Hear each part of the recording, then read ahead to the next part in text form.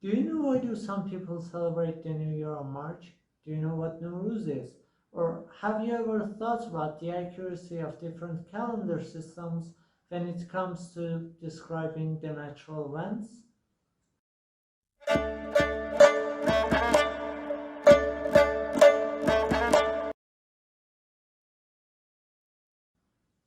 Hi, my name is Faraz and in this video I want to talk about Nowruz, also known as Persian New Year or Iranian New Year.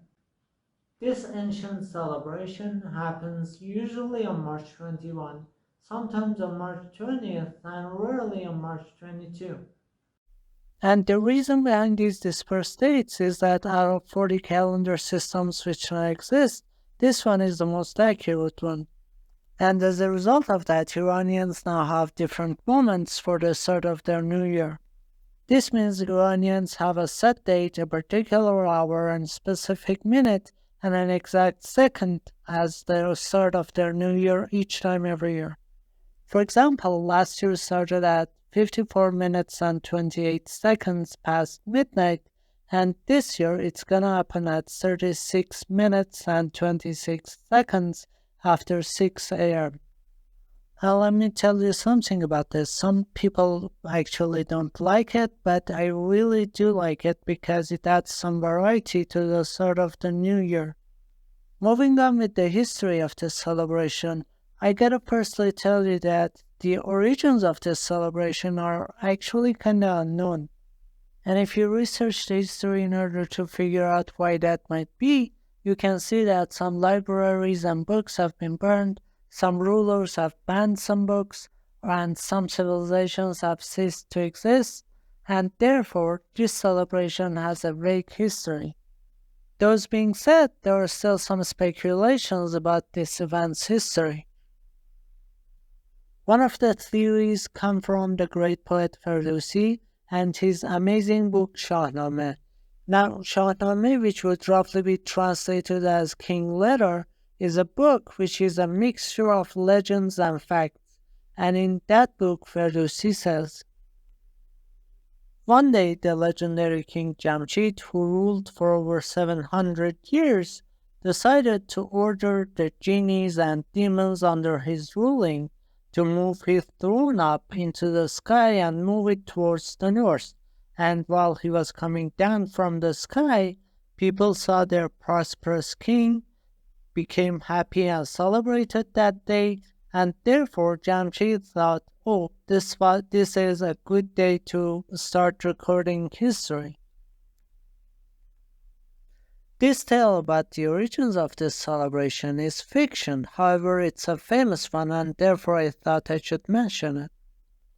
Also, before continuing with the historian's belief about the matter, I should also mention that this celebration has a rich history in the Achaemenid Empire or Hachemenish Empire, and because I want to make a specific video about this empire, I excluded them from this video. Now continuing with more historic beliefs, it's said that right about these times, the ancient Iranians who were living in these areas were celebrating the start of spring, and after the advent of Zoroastrianism, these celebrations got mixed with the Zoroastrian beliefs and gave us this celebration. However, some other historians, due to the vast usage of color red in Nowruz celebrations, connect it to Mithraism, and therefore they say that this celebration probably is 8,000 years old.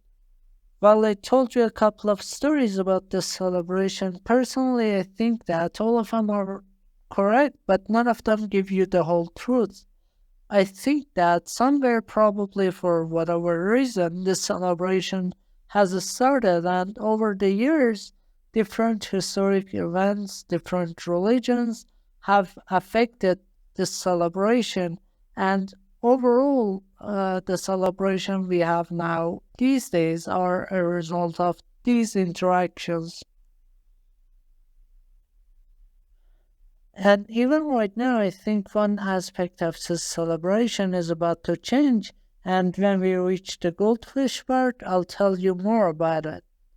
So now moving on to a part of history that we know more about, I want to tell you about Malik Shah, who was a king from the Seljuki dynasty who lived in about 1,000 years ago, and Malik Shah ordered a guy named Khayyam Nishaburi to create an accurate calendar system since they wanted to, calculate taxes and different events of their kingdom in a more accurate manner.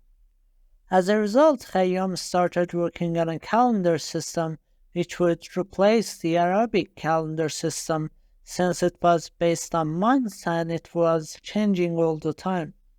So Khayyam thought that the sun would be a much more reliable source to base his calendar system upon, and therefore he used constellations to consider a fixed position for the sun and define the year as the sun's return to the same position. And he was so meticulous with his works, his calculations went up to the 12th place after the decimal point. Consequently, based on Khayyam's idea, but without using the constellations, people nowadays consider one of the times that sun's center passes the celestial equator to be the start of the new year in Iran.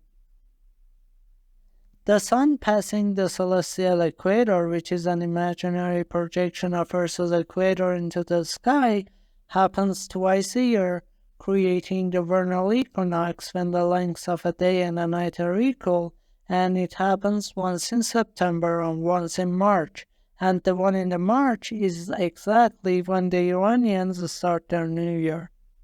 So now that you know one of the vernal equinox is the start of the new year in Iran, let me tell you more about this celebration.